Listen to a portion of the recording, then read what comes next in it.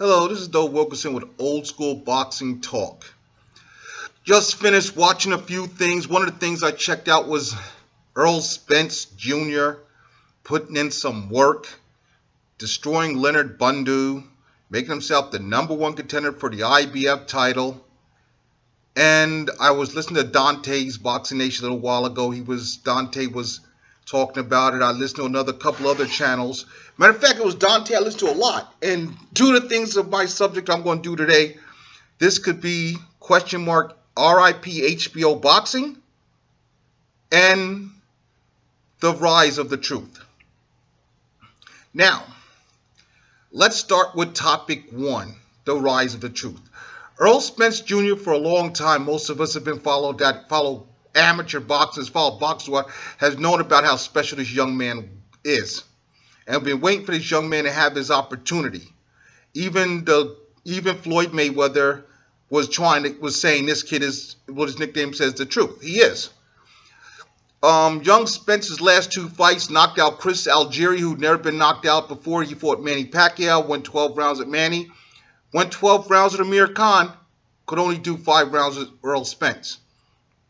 Leonard Bundu, who this was his third loss, went the distance with Keith Thurman, was knocked out in 6 rounds by Errol Spence Jr. So now here's two guys who have fought top-level guys and went the distance with them in losing, and Spence has just mowed through them in a total of, these two guys went a total of 36 rounds with world champions, Manny Pacquiao, Keith Thurman, and Amir Khan. Fought Leonard Bundu and Chris Algieri. Algieri fighting Khan and Pacquiao, and Bundu fighting Thurman. 36 rounds. These guys lasted. With these guys, 11 rounds with Errol Spence Jr. 11. Yes, we know. Well, so, okay, what we know is that Spence has the one thing that I always felt bad. I've always criticized, if I have a criticism of Floyd Mayweather, it probably was that the killer instinct. I never thought Floyd really had killer instinct. You know, I thought he had it at 130, but I thought as he got up in weight, he kind of, and I guess after his hands got hurt, he kind of left it alone. I'm hoping young Spence will continue to, his hands will continue to be healthy enough that he will continue to keep his killer instinct, because this kid goes out and he gets rid of you. Now, what I would like to see in a perfect boxing world, but it's not, but in a perfect boxing world, I have the feeling that Kell Brooks is not coming back to 147. He's going to get beat by Gennady Golovkin. He's then going to, like I said in an earlier video, is going to move down to 154 and try to con his way into a fight with Canelo Alvarez, which could happen because looks like Canelo's going to need a dance partner. I don't think it'll happen this year, but Canelo's going to need a dance partner later next year. And I think Kell Brooks, if he can put up a decent showing, maybe go 4 or 5 rounds with Golovkin, you know, and put up a pretty good showing, could work his way into moving down to 154, which is where he was saying he was going in 2017 anyways, and work his way into a fight with Canelo Alvarez. And 2 big money fights, 2 big money losses. Maybe they'll have him fight a fight in between there to get a, complimented, knowing Kell Brooks and Eddie Hearns, they'll fight somebody picked off the street of London and have him look good against him, and then put Kell Brooks another big money fight with Canelo Alvarez, which he'll lose again. But the point is, Kell Brooks is not going back to 147. So, what happens? The IBF title gets vacated. In a perfect world, what I would like to see happen is Terence Crawford, if he's going to come up, Terence Crawford either fight for the WBO title against Jesse Vargas, and Errol Spence Jr., honestly, guess what? This might shock a few of you. How about Errol Spence Jr. versus Manny Pacquiao for the IBF title? And this would be good. Why? Because Manny's never held any title in the welterweight division other than WBO. He's only held the WBO title. He's never fought for any title in the welterweight division other than the WBO. Hey, Manny, how about we grab another strap? How about we, because the WBO belt is pretty much controlled by Bob Arum. Now, we've heard the stories about Manny Pacquiao and HBO's budget cuts that may be on the outs. I would all but guarantee you, if you put together a good welterweight tournament, I think HBO will scrape some pennies together, and we could do this. And here's how this welterweight tournament would go. We all know Keith Thurman has a mandatory against some guy the WBA drug up. So this guy could have, honestly, I love this guy. I forgot his Morosian or something. I don't know his name. He's a guy, he wound up getting a victory over Shane Mosley. Otherwise, it would have been Shane Mosley versus Keith Thurman, which as much as I hate to say it, I would have rather seen that. I mean, I honestly would rather see Shane Mosley but if Shane Mosley would have beat this kid convincingly, I think Shane Mosley could give Keith Thurman a really, really stern test. Don't sleep on Mosley. Okay, now, Shane Mosley, Keith Thurman makes his mandatory. What the hell is it? Danny Garcia fights Andre Berto, and that's his last tune-up. Now, we have Danny Garcia versus Keith Thurman set up. Errol Spence Jr. wins the Errol Spence Jr. versus Manny Pacquiao. I think Spence beats the bricks off of Pacquiao, which is why the fight never happened, but, it is what it is. Spence and Pacquiao. Spence beats Pacquiao. Terrence Crawford versus Jesse Vargas. I lean toward Crawford. Now we got the top 4 guys at 147. Terrence Crawford is, because there's nothing at 140. Let's be honest. There's nothing at 140 pounds for Terrence Crawford. There's nothing. There's nobody's going to fight at 140 that's going to prove a damn thing to Terrence Crawford. That's going to enhance him. He's just, look, if at one point the 140-pound division was stacked, guess what? It's not stacked anymore. Because all the guys who were worth a damn at 140 are now at 147. So it's time to just, unless you just want to hang out there, but there's nothing to prove at 140. There isn't. You might as well jump to 147. Now, get Crawford to 147. Crawford fights Jesse Vargas, wins that belt. Crawford, the 2 young guns go at it. Crawford versus Spence. Big test for both of them. Winner of that one is clearly going to be the man. Keith Thurman versus Danny Garcia. Boom. You got the top 4 guys in a tournament, which you can then, you start the tournament on network TV. You can then move it to HBO and Showtime. And the finals can then go to pay-per-view with a damn good undercard. Thank you. This is what's going to need. This is what boxing is going to need to bring itself back. It's going to need to get these young guns start having tournaments. And since Al Heyman has a bunch of these guys, and it's easy to do, 147 and 154 should be the first 2 divisions. Let's tournament it out. Let's get it going. And you can do it on the PBC and move it to pay-per-view. You start there right there at welterweight. If you get Arum on board, Arum, you need some money. Hey, bring your boys. You bring them on and put this tournament together. Don't be a jerk. Put the tournament together. Boom. Top 4 guys. Crawford, Crawford and your 2 boys face on PBC. You get these boys together. Let them all go through. Get their shit together. Put that shit on network TV. The fans get to do it. Now the fans get an introductory to these guys. The fans get to see these guys. So when you move them from the tournament, the fans get invested in this tournament. You get them good fights. The fans will say, oh shit, I want to see what happens in the next round. So the fans get excited for the next round. Then you put the next round goes to HBO and Showtime. Boom. The finals, pay-per-view. And the fans have already emotionally invested. They've watched all this tournament this far. You're not getting just 1 division. You're getting 2 divisions. You're getting 147 and 154.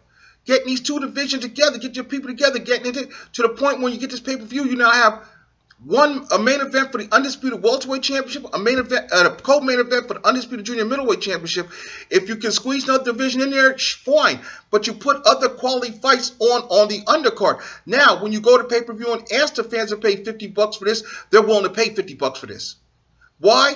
Because it's a good, they've seen who Spence is. If Spence is the winner on one side, if Thurman's the winner, it doesn't matter. Whoever the winner is, they've gotten to see him. They know who Danny Garcia is. The fans know who Danny Garcia is. They know who Keith Thurman. They know who Earl Spence is. You know, if young Spence falters and Manny Pacquiao, they know who Manny is. Terrence Crawford will get some introduction because Terrence Crawford might be a big deal. He's been shown on HBO, but he hasn't been shown on network TV. This is the advantage that these guys have that beats Terrence Crawford, because these guys are doing, network TV does a lot for a fighter's career. And this is why people talk about why the older fighters were not as, this generation of fighters weren't as popular as the other guys were, because they weren't on network TV. And Al Heyman understood that, and that's what he put his PBC together with, an attempt to get the fans behind these guys. Get them behind these guys. You know, the Olympic boxing isn't what it used to be. I mean, one of the things that helped Floyd out was that when Floyd fought in the Olympics and got robbed, we knew who Floyd was because we followed him in the Olympics. We had the tour, the tournaments, and everything in the Olympic tournaments that used to be carried on ABC. You know, USA versus the World, amateur boxing. That was on there.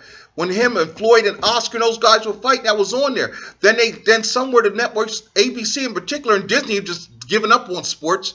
I'm hoping that, honestly, if I'm CBS, I go and buy the Monday Night Football package. See, when the next bidding comes in, I grab the Monday Night Football package. And if I'm the NFL, I take it and get it the fuck away from ABC, because you're really destroying Monday Night Football by ESPN, by ABC dumped it to ESPN, who's done a shitty job with it. But I digress. Let me get back on topic. Now, you throw your welterweight tournament together, and you create stars. And when you do that, if they have to have interview fights, you still remember, even these mandatory fights that we think are garbage fights, put them on network TV. Let these guys give the American public, say, this is the WBC. Let the fans say, you know, WBC's full of shit. Who the hell is this guy? We don't know who the fuck this guy is. So now what we also do is, hey, have the WBC say, hey, we want to, you know, let's put this guy in America on the PBC. If this is the guy we're saying is the number one contender for such and such a belt, let's put him on American TV on the PBC, so the American fans can get to know who the hell he is and have seen him fight. Because a lot of these guys fighting catch man, kiss my attitude, and nobody's seen them. Maybe if you're lucky, somebody got something on YouTube, got a clip or something of him, you wonder who the hell this guy is. And that's the problem I have with these governing bodies, is that they pull up these guys that you've never heard of. Sometimes you get a Lloyd Hunnigan, and a lot of times you don't. You know, you don't always get Lloyd Hunnigans. Sometimes you do. You know, sometimes you turn around and get a Lloyd Hunnigan, a Barry McGuigan.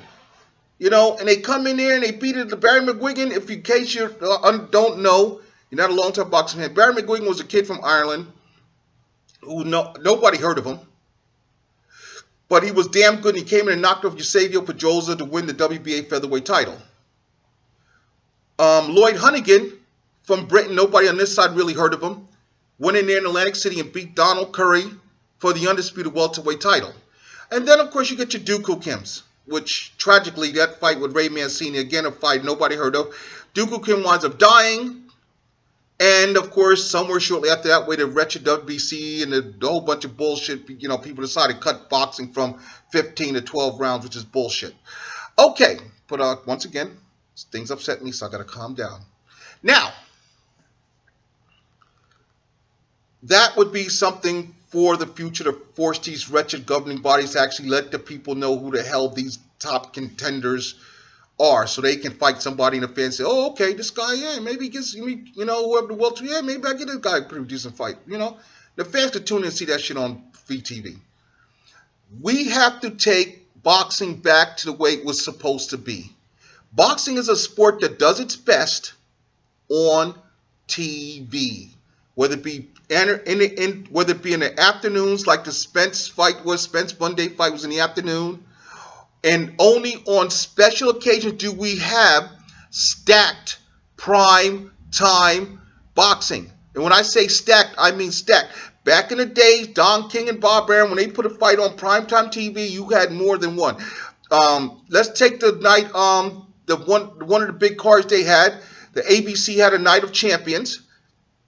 You had John Tate when he lost to Mike Weaver. Eddie Mustafa Muhammad won the light heavyweight title, I believe, on that card. Then it was a split side card because Sugar Ray Leonard destroyed Davey Boy Green on another part of that card. And Larry Holmes was in the following night. Larry Holmes was defending the WBC heavyweight title against Ozzy Ocasio in Vegas. So when boxing, those were the kind of fights that fans got used to seeing. And here's another hint for you guys. This little hint, especially for Al Heyman and his folks. You have Deontay Wilder, who's the WBC heavyweight champion. How about when Deontay Wilder gets healthy, we throw his ass back on network TV? Get him on network TV. Get the fans used to seeing who Deontay Wilder is. Larry Holmes, fans got used to seeing Larry Holmes. They knew who Larry Holmes was. He got on TV, did his thing. And no, Deontay Wilder is no Larry Holmes. Not even in his dreams, he's not Larry Holmes. He's not that damn good. But the point is, he's an American heavyweight champion. Let's get him out there. Honestly, I think Anthony Joshua is the best heavyweight of them. Anthony Joshua I would say he's number one. I think Luis or King Kong Ortiz is number two. And Ortiz, unfortunately, is going to be one of those other fighters who's going to hit the coincidental list because he's black, he's talented, and he's good. And nobody, not Tyson Fury, not Anthony Joshua, not Deontay Wilder, nobody, unless there's a gun put to their goddamn head, is going to be willing to fight Luis Ortiz. I would not be shocked if within the next couple years, when Luis Ortiz wins this WBA tournament, or when it comes his time to fight the WBA's having a tournament to crown, because they have like 20 champions per division. They're breaking it down to one champion per division. I would not be shocked if when Luis Ortiz's time comes, that Tyson Fury doesn't just vacate the WBA title and just keep the WBO title because he wants no part of Luis Ortiz. And Luis Ortiz wants to be a WBA heavyweight champion that can't get a goddamn fight. I wouldn't be shocked because, look, let's be honest, Luis Ortiz is good. And he's a damn good guy. He's old as hell at 37, but at 37, he's good enough to beat everybody else out there. Now, I think Anthony Joshua has a shot at beating Ortiz, but not now. By the time I would put Anthony Joshua when Ortiz would be, when Ortiz is probably about 43 years from now. I would rather see Anthony Joshua fight Tyson Fury, fight Deontay Wilder, grab those belts, fight a couple other guys, build himself up, and then we'll go and clean up everything, get Luis Ortiz, who would be about 40, 41 by the time that happens. Because at this moment in time, I don't think Anthony Joshua's good enough emotionally good enough, and I don't think he's mentally strong enough to beat Luis Ortiz. Luis Ortiz, you got to remember, this man fought in the Cuban amateur system. The Cuban amateurs are pretty much fucking professionals. It's 3-round professionals. They come and fight in the pros, and they're goddamn professionals. These guys are damn good. These guys ain't no joke. The ones that take the craft seriously. Ortiz is one of them that take the craft seriously. Look at Guillermo Rigondeaux. The motherfucker got 15 fights as a goddamn legend. He has like 15 pro fights, a goddamn legend. Nobody wants to fight him. Same thing with Alessandro Lara, has under 20 fights, and nobody want to fight him. These guys are good. Alessandro Lara blew it. His chance, he fought Canelo Alvarez, was winning the fight, and then decided to do an Oscar De La Hoya and run, and the judges turned around and did the same thing they did with De La Hoya Trinidad, gave it to goddamn Canelo. Because Alessandro Lara forgot the same thing that Oscar forgot. To be the man, you got to beat the man. When you are fighting a champion, even though Oscar's a quote-unquote was the name against Trinidad, Trinidad was still a long-reigning champion. Any close rounds go to the champion. When Oscar ran from Trinidad, I'm going to say it, I thought Oscar won the fight. Personally, I had Oscar win 7 rounds to 5 when he fought Trinidad. Now, I'm a big Trinidad guy, but I thought Oscar won the fight. But I was disappointed, but I can see why, because a lot of those early rounds were close. They weren't won dramatically. I gave them to Oscar, but they could have swung either way. The point is, Oscar clearly gave away the second half of the fight, gave him to Trinidad, and that's what came back to bite Oscar in the ass. Because all the rounds he won, while he won them, they weren't convincing. So it depends on what you like. And, the fact that maybe the judges went back and after giving Oscar some rounds early, might have had this way, turn around and change the scorecard because they were pissed off that Oscar just pissed away the fight. Laura, same deal. You win in the fight early, then you turn around and pissed it away. And if judges, maybe some of the rounds the judges might have gave to you earlier were close, the judges gave you that you might have eked out a little bit, they swung that shit the other way and gave that shit to Canelo, and that's why you lost. And you think Canelo's gonna give you a rematch? Hell no, because you're never getting another rematch with Canelo. Not at all. And you're not gonna, and the only thing is, the only guy that wants to fight you is Demetrius Andre, and the only reason he wants to fight you because he has to fight you. Because he done pissed away a lot of his early portion when his momentum. He pissed that away, messing around with Rock Nation, and pissed away his title and his damn momentum. So he has to fight somebody to get himself back in the picture. So yeah, Andre is ready to fight you. The Charlo brothers, they're not. They might want to do it, but their management's like, we're not doing this just yet. Because the one Charlo brother talking about jumping to 160 because he can't make it. I don't want Jamel or Jamal. One of them is having a problem trying making. I think it's the one that just won the WBC title is having a hard time making 154. So he might be jumping to 160. That WBC title might be open quicker. But the problem with the Charlo brothers is this. You can jump to 160. You're not getting a shot at 160. There's a guy up there named Gennady Golovkin who says, if you can fight, we don't want you. Oh, we fight you. We offer you a fight. We'll offer you less money than you're making. And you'll be like, man, please, I pay my sparring partners more than what you offer me there. Guess what we offered him and Tom Loeffler. That's why Tom Loeffler and HBO, that's their trick, man. And I say this all the time. I don't blame Gennady Golovkin for a lot of this. I don't think he's innocent in a lot of this. Because I think that when you're a great fighter, you make your management, they work for you. And you say, hey, I want that fight. Get me that fight. Give them what the fuck they want. Get me that fight. The great ones are willing to compromise to get the fights they want. Now, do I think Gennady Golovkin's great? No, I don't. I think he's a guy he's undefeated. He's from Kakistan. He's making some money. He's like, let me just ride this out because he was never really, I don't think Gennady Golovkin was ever in it to really be a great fighter. I think he was just happy to make make some money and hopefully go on with life, and just go on. Just make enough money, put some money aside, do some other things, go on. He's not in this to be great. Because if he was in this to be great, he would have told his manager, you know what, I'm tired of this bullshit. I want to make the fight. It's just like Manny and Floyd. When the fight was ready to be, Floyd went in there and told people make the fight. They were trying to make the fight. Bob Arum was like, no, we don't want the fight yet. No, we don't want the. Bob Arum and Michael Kuntz were like, no, we don't want that fight yet. And Manny Pacquiao was like, okay.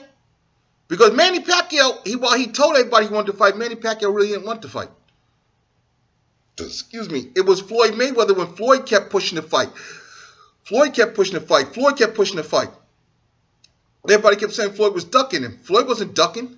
Floyd was trying to push the fight. Michael Kuntz, and now that shit is starting to come out, that what Michael Kuntz and Barry and Bob Arum are about, because the same thing happened with Manny. It's just going to happen with Manny Pacquiao and Terrence Crawford. That HBO and Bob Arum said, yeah, we want that Terrence Crawford, because I think what HBO wanted to do was they knew Andre Ward, Sergey Kovalev by itself was not a big pay-per-view buy rate, but if I throw Manny Pacquiao, Terrence Crawford on that card, Pacquiao, Crawford, Ward, Kovalev, and put sprinkle a couple other things, now that's a big money pay-per-view fight that might do me about 700,000-800,000 buys. And I think that's what HBO wanted to do. But Michael Kuntz said, yeah, we ain't fighting Terrence Crawford. It's all wrong for us. And look, you know what? That's the job of a good manager. A good manager does that because he knows if a guy's not right for his guy. And he's like, you know what? At this point in Manny's career, Manny's slayed his share of dragons. Manny's fought, some good guys, and and plus the fact, let's be honest, Manny's still not over that knockout loss to Marquez. And Michael Kuntz and Manny's people are like, you know what? we like the fight, but he's all wrong for us. Because Terence Crawford, his style is all wrong for Manny Pacquiao. His style is similar to that of Floyd's. And he might have a little more pop than Floyd because his hands are probably better. So we don't want that fight because that's not for us. They look at Jesse Vargas and say he has a belt, and they look at his style and say, yeah, Jesse's got some pop, but they look at the fact that, well, he couldn't beat Bradley. Bradley was outboxing him, about beating him in the only round. He got lucky and caught Bradley with a right hand late in the fight. So we can handle Jesse Vargas, but we don't want no parts of Terence Crawford. Because Terence Crawford showed something in his fight with Postal that I can switch this shit up. I'm not going to be some dumbass that follows her and slugs around. I'm going to use my intelligence. I'm going to beat you. I'm going to take away your strengths, make you and turn your strengths into weaknesses, and I'm going to make you fight a fight that's uncomfortable to you. And he showed that. So Manny Pacquiao's like, that's not, Manny Pacquiao's management, that's not for us. And Manny didn't put up too much objections. Manny didn't put up too much. Manny said, no, I want that fight. Even Freddie Roach didn't put up that much. I want that fight. Because it's not, see, for them, we don't really need the money that bad now. The Mayweather fight, that was too much money. You had to make that fight. I think they knew all along he could never beat Floyd. But the money was too great. Come on, you ain't making no money like that again. We got to make that. Manny's in all kind of financial trouble, blah, blah, blah. They needed to make that fight. So they did that. And HBO need that fight because they chop him. But let's get down to HBO. I'm going to segue into my HBO. Did HBO cut off his nose to spite its face? Like I said, once again, a lot of these topics I got from watching Dante's Boxing Nation. But this is one that I've been following for a while as a private fan. And that is the fact that HBO's boxing quality has gone down. And they cut their budget down. And what happens with HBO, HBO, boxing is a business. Fighter's commodity. The problem, what happened with HBO was this. Floyd Mayweather bet on Floyd Mayweather. From the moment Floyd Mayweather would not accept HBO's 5-fight, $12 million package. And that was before the Corrales fight. Floyd said, no, I'm worth more than that. Floyd called it a slave contract. And Floyd banked on Floyd. Floyd turned around, bought himself out of Bob Arum, and then he helped Oscar by letting Oscar and Golden Boy promote his fights. I helped Oscar and Golden Boy get on the map. So you got to look at who Floyd helped get on the map. Because Golden Boy wasn't shit till they started dealing with Floyd. They wasn't shit, and they ain't shit now. There's no Floyd. They ain't shit now, because Floyd came, Al Heyman came. With Floyd came the perks, the benefits. Dealing with Floyd, because Al Heyman's a smart guy in his business, and Al Heyman's passed some knowledge to Floyd. And the one thing Floyd is Floyd's lawyer, which 50 Cent found out when when they were trying to tell 50 Cent, let's start this thing with Floyd, we'll work with you, but you got to get Al Heyman out the picture. And Floyd was like, I ain't doing that shit. The minute he said we can do this without shit without Al, Floyd was like, this shit's dead. And 50 got mad. That started 50's beef with Floyd, But that's beside the point. HBO's been out to get Floyd from the moment Floyd would not sign their 5-fight, $12 million contract. They've been after Floyd for that reason because, because honestly, what they were trying to pay Floyd, guess what? Floyd made more money than that in one fight than he would have made in those 5 fights. HBO's trying to, get Floyd for cheap. Real cheap. Damn. Floyd didn't do it. Floyd got rid of Arum. Floyd let HBO know we're not doing that shit. Floyd started calling his own shots, and guess what? Floyd made so much money. And so did HBO. But HBO was still ass hurt by the fact that Floyd would not bow down to them. And Floyd didn't treat them like other fighters did, like, oh my God, it's HBO. My God, let's bend over, pucker. Do Vaseline or no Vaseline? Fighters will let HBO fuck them in the ass forever. Because what HBO can do for their careers. Floyd was like, I don't really need you because I live in this. Floyd understood the game. I live in the age of social media. And you have Showtime right over there. I can go the same way I'm helping you. I can go do that to them. Floyd understood where he was at and what he had, and he used it to his advantage. He didn't let HBO do to him what HBO done to so many other fighters. It's the same thing, his boy Max Kellerman. Max Kellerman sits there and he tries to diss Floyd, but honestly, Max Kellerman told the truth. Fighters have been exploited by the networks and the fans forever.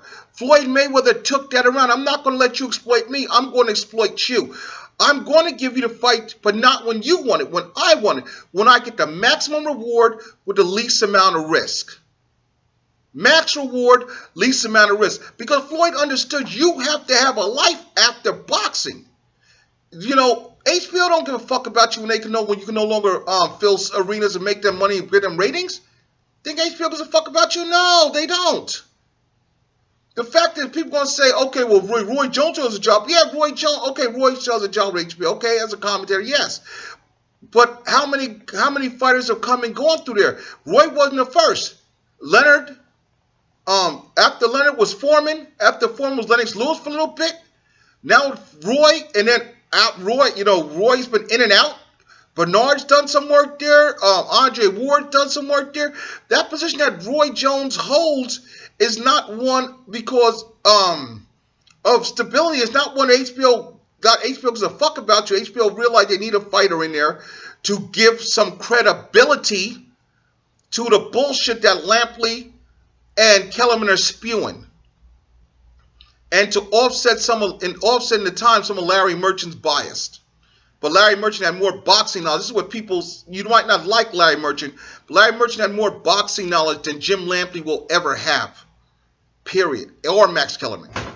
You might not like a lot of how Larry Merchant went about it, but Larry Merchant has more knowledge. And Larry Merchant, matter of fact, people that said Floyd Mayweather ducked Costa Zoo and ducked Joe Casamayor, you better go back and listen to the post-fight with Larry Merchant after Floyd Mayweather destroyed Diego Corrales. Floyd Mayweather was calling him out. And Larry Merchant said, those guys, after what you did tonight, those guys are not going to want to see you. And he was right. Floyd was calling out Costa Zoo when he was still at 130 pounds. Floyd wanted to fight the Casamayor or Freitas. Larry Merchant told y'all the truth. After what you did to Diego Corrales, those guys are not going to want to fight you. And they did not want to fight him. And what people see when you sit there and knock Floyd, let's be honest. When Floyd fought Diego Corrales was the most feared man at 130.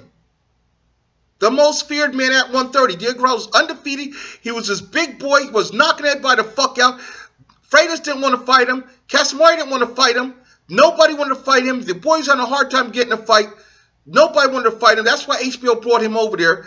Was his job with HBO, it was, my Moyega 74 said, his job at HBO was to beat Floyd on Floyd's way out the door. Guess what? Didn't happen. And Larry Merchant had to eat crow when Floyd was saying, I want this guy. If Larry Merchant said, man, you ain't getting those fights. Larry Merchant already told Floyd, you ain't getting them fights. And he was right, because he wasn't getting them fights. Costa Zoo, he didn't want no part of Floyd. He went and fought anybody but Floyd. Casamayor and Freitas, they made sure they stayed the fuck away from Floyd. They stayed as far away from Floyd as possible. Floyd moved up to 135. When did they didn't even think about going to 135. Them boys stayed as far away from Floyd as possible. So, you know, if you're going to accuse a man of ducking, be accurate in your ducking. Now, the one fight, like I said about Floyd, I wish he would have had was against Miguel Cotto when they were both young welterweights. That would have been a fight. Fuck the shit about Pacquiao, because I don't think any weight Pacquiao would have ever beat Floyd. And I don't think the fight would have been that much different, because only way I would think that fight would have been different if he had fought it when Floyd was at 130, where Floyd was just taking niggas out. After Floyd moved to 135, he was starting outside of the rare knockouts. If you count Floyd's knockouts since he left 130, I think there's about maybe 4 people he knocked out. I know Arturo Gatti and Victor Ortiz. And there might have been 2 other guys that Floyd knocked out since he moved from 130 to up after he left 130 pounds. But after 130 pounds, Floyd didn't go after guys like that. Floyd did enough to win the fight and get the fuck out. He didn't go after guys. You know, he really didn't. I mean, shit, Arturo Gatti was just so limited that Floyd couldn't help but knock his ass out. He was just limited. You know, Arturo Gatti was limited. And Floyd showed you how limited he was. He wasn't trying to knock him out. Shit, the fuck, it just happened. I mean, beat his ass so bad that Buddy McGirt said, you know, I don't want no more of this shit. Man, get the fuck out of here. You know, I mean, you know, it was just one of them things. Um, but that Floyd versus Miguel Cotto at 147, that would have been a hell of a fight. I would have loved to see that one. I don't think him fighting Paul Williams or Margarito would have been any different. He would have outboxed them, and would have been a stinker. And folks would blah blah blah blah, because Floyd would have figured out what they were good at. And Paul Williams, the problem with Paul Williams, as good as he was, Paul Williams turned around and lost to a guy he shouldn't have lost to. And then Paul Williams had a style where he didn't use his height. He was a fighter. He was a fighter. He wasn't a boxer. Paul Williams would have played into Floyd's hand. Floyd would have outboxed him. Same way the young oh man, I forgot his name. The young kid from Puerto Rico did. He just outboxed Paul Williams. He just won the decision. And Floyd would have done the same thing, only more convincingly. Of course, that guy turned around and lost to Cotto anyways. But we found out Margarito was a cheater. But the point is, when you say he didn't fight these guys, the fights didn't make sense. They didn't make sense. I mean, it didn't make sense for Paul. It didn't make sense for. Okay, Paul Williams beats Antonio Margarito when Margarito was supposed to be the boogeyman. When Paul Williams and Margarito were supposed to be these quote-unquote most feared fighters and nobody fought, they fought each other. Okay. And then Paul Williams, after that fight, went and lost. Then had to turn around and recapture his title. But they weren't on the level of Floyd. So they were too good. Sometimes you got fighters in a weight class that are good, but they're not on the level of the top guys. So the top guys, there's no sense. You don't no hurry to fight these guys. There's no rush. There's no rush. I mean, if you get to fight, you get it. I'm not rushed. There's no need for me to fight you. And that's where they were. The one guy at 147 Floyd should have fought, early was Miguel Cotto. That's it. Outside that, anybody else he didn't fight was, what the fuck? 154, I don't want to hear about 154 because he was never a true 154 pounder. He was never a 154 pounder. He was a welterweight. He jumped up at 154 to fight Cotto, which he won a WBA title. And then he fought Canelo when he took the WBC title. Cotto was a WBA super champion. When he fought Cotto was a super champion. And then, whatever. Point of being, he fought him when he fought him. He wasn't a 154 pounder. He's barely a 147 pounder. But let's get off of Floyd. But back to HBO. HBO's big mistake was their treatment of Floyd. And when HBO, if you look at the decline of HBO's boxing, happened when Floyd Mayweather signed his big deal with CBS. With Floyd Mayweather, went Golden Boy at the beginning, but mostly what went was Al Heyman and Al Heyman's stable of fighters, which included Adonis Stevenson, which included Danny Garcia, which included Keith Thurman. All these guys that were once fighting for HBO were now on the other side. And the first year of that deal, Showtime had the best year of boxing ever. The best fights that year, I think it was 2013, was on Showtime. Showtime boxing just blew away HBO. And what I liked that Showtime did was Showtime started introducing something new. What they had to their Showtime Extreme would show like the undercards, and then you move into the main event card. So Showtime pretty much gave you a whole day, the whole event. And it was awesome. And I hope they keep doing that. They continue to do that because that was awesome. But Showtime, what people don't realize is Showtime had been slowly building their program with Showbox New Generation, which has been on like almost 14 years. Showtime has steadily been building their boxing program because a lot of the young champions came up through Showbox. And the thing about Showtime has always been there's a lot of young fighters, Timothy Bradley, Andre Ward, a lot of good young fighters that wound up on HBO started on Showtime. And then it was when you got to a certain level and you got, okay, you're a star. Now we'll throw you to Showtime. The Super 6 tournament was on Showtime, not HBO, because HBO had no business. HBO didn't want to do business with the 168. No, they didn't care about 168 pounds. But then they got Lucian Bute. All of a sudden they thought, here's another star. Bute, he's a star. He might move the needle. I think we need to get in the 168-pound division. HBO, for the most part, over HBO's history, since I've been watching HBO has cared about the middleweight division, the heavyweight division. Those are their divisions. And somewhat the welterweight division. Depending on if a star comes out of the welterweight division, they'll jump down there. But for the most part, HBO has only invested in the heavyweight division and the middleweight division. Those are their divisions, which is why they're so heavily invested in Gennady Golovkin, because he's their middleweight. HBO's always like to have the control of the middleweight championship. They love the middleweight championship going back to Hagler. HBO's pretty much controlled the middleweight division. They've controlled the middleweight champion. Going back to Hagler, in and out with Bernard Hopkins, they had some beats, but the same point, HBO loves its middleweight division. The heavyweight division, the middleweight division, and if a star, we keep an eye on the welterweight division, because if a star comes out of there, that star that comes out of there could eventually go to the middleweight division. We keep an eye on little guys, and of course the little guys. HBO's, likes little guys, but their main divisions are middleweight and heavyweight. Now, they got the light heavyweight division now because you got Kovalev. And, of course, now you got Andre Ward. So, yeah, we have to be in the light heavyweight division business. Excuse me. But do they want to be at the division business? Hell no. You can look at the history of HBO, and you can look at what fights and what divisions they televised, that they telecast. And the light heavyweight division didn't get a lot of love. They did some business light heavyweight division when Michael Spinks and Dwight Muhammad Quaye were, after Muhammad Quaye beat Saad Muhammad on ABC, Wide World of Sport, they had the rematch on HBO, and they liked Dwight Muhammad Quaye, and they wanted to go with him, and he was their dog.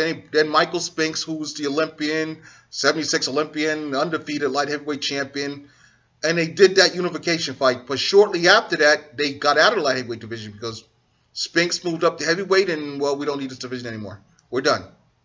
And that was the end of the light heavyweight division for a while, until recently. There might have been a scattering of a fight here or there, but they weren't really in. I don't know of another light heavyweight champion. Chad Dawson. They got Chad Dawson. They came back in. But that was only because they got back in lightweight division for a little bit because of Antonio Tarver and Roy Jones. Roy Jones and Antonio Tarver brought them back into light heavyweight division. But after that, they kind of, like I said, the light heavyweight division was one. Even after a while, even during the early reign of Tarver, they kind of got out. After Tarver beat Jones, Roy Jones was there. They kind of got out because they didn't keep Glenn Johnson around very long. So HBO, like I said, the division that they're most heavily into, the middleweight division, the heavyweight division. Those are two divisions HBO gives a fuck about. Everything else is, it's a sideshow. They jumped in the welterweight divisions, one they always keep their eye on because they want to know where the next great welterweight, because welterweights eventually become middleweights, and that helps boom that division. So I would say, to readdress, I would say welterweight, middleweight, heavyweight are divisions HBO loves. Now, what did they lose when they lost Al Heyman? They lost the welterweight division. They lost the heavyweight division. Well, they didn't have the heavyweight division. They got, got a piece, but they lost Deontay Wilder, who HBO's been trying to find the next great heavyweight for a long time. For a long time. I mean, there were guys who were heavyweights that were no goddamn good. But they were undefeated. HBO's just hoping to grab another American heavyweight champion. Just grab another American, grab a piece of the belt. We'll keep him here. We'll protect him.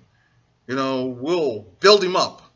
Because the Klitschko's, well, the Klitschko's, while they were good heavyweight, nobody cared about the Klitschko's. I'm sorry.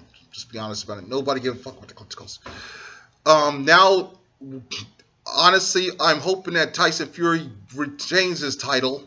And then Anthony Joshua, Deontay Wilder just knock him off the box. And, I think between Joshua, Wilder, and Ortiz, you can get the heavyweight division back in a state of wow, where people give a fuck about the heavyweight division. Okay, now, the problem, like I said, with HBO is, okay, after HBO's, with Floyd left, they lost a lot with Al Heyman. I think HBO really didn't account, they didn't think how big this loss was going to be. Now they're feeling the pinch, and so are other fighters feeling the pinch. Whereas CBS turned around when they got Floyd and invested back into boxing, and Floyd paid off. It's like you're sitting there. CBS has always been that little old lady that's sitting there hitting the jackpot, swinging pulling the lever. She pulls it all day long, a quarter here, a dollar here, a couple dollars here. But then they hit the Floyd Mayweather jackpot, and all that money came tumbling out. The old lady had to get a whole bunch of buckets.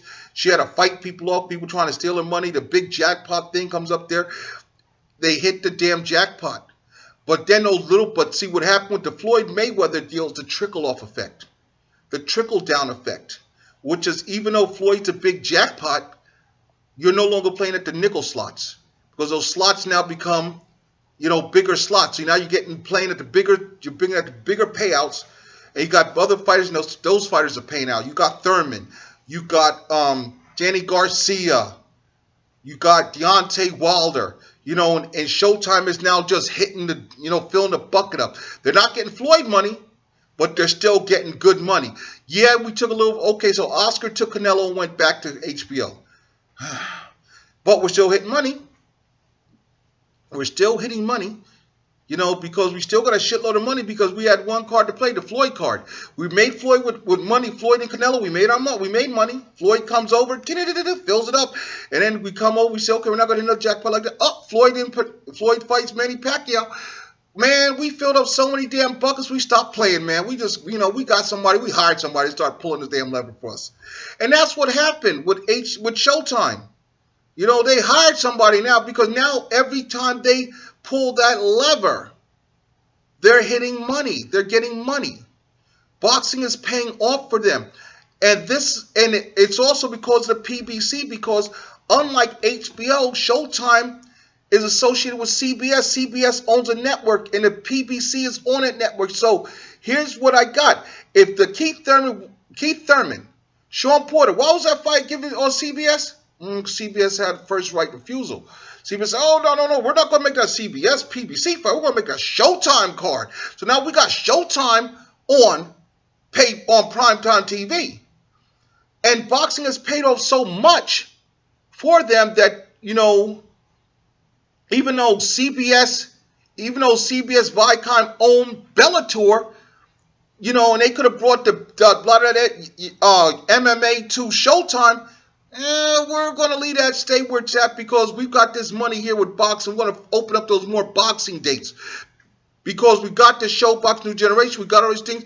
We got the PBS, but we want to keep money aside because there's a good fight coming on PBS. And, we want first right refusal for them fights now, because if you think, I would be shocked. I personally would be shocked if a fight between Keith Thurman and Danny Garcia is on any network other than CBS or Showtime. I would be shocked. Because I think CBS is going to say, whoa, we want that. I think CBS is going to. I think what's going to happen now with the PBC is NBC is going to try to get in there with Spence. They're going to try to, the network, CBS is going to have first dibs on all these fights because they have Showtime, them and Al Haymon, they have a big deal. So CBS is going to have first dibs. But trust and believe, CBS is in the boxing game. NBC now coming off the Olympics with the young kid Shakur, who just won a silver medal. They're going to be in the box. NBC's going to be in the boxing business. They're going to get these Olympians that Floyd signing up. Boxing is getting ready to get real again. It's getting ready to get good again. And the problem for HBO is they're on the outside looking in. Even ESPN has a better seat at the table than HBO does. And that's all HBO's fault. HBO looked at the short term. They didn't look at the long term game. See, that's the thing about Al Haymon and Floyd Mayweather. We see what the short term game. We're also looking at the long game. Where are we going to be 5 years from now, 10 years from now? And that's what they looked at. HBO didn't look at that. That's why HBO is in the situation it's in now. That's why now HBO is in a position where they're talking about maybe Manny Pacquiao has to leave HBO for this fight here. Maybe Manny Pacquiao, maybe Bob Arum and Al Haymon make some kind of a deal. That fight goes to PBS. Put that shit on PBS. Bob Arum buys one of PBS dates from Al Haymon. Puts that shit on PBS. Manny Pacquiao and Bob Arum put a nice card on and make some money off of that. The networks will make space. I'm like, hey, shit. Could happen. But that's neither here nor there. But like I said, the bottom line is it all can be traced back to the fallout between HBO and Floyd Mayweather. HBO's decline came when once again they found a way to screw up one of their top talents. That's all for this week. Till next time, this is Doe Wilkson signing off. Be safe.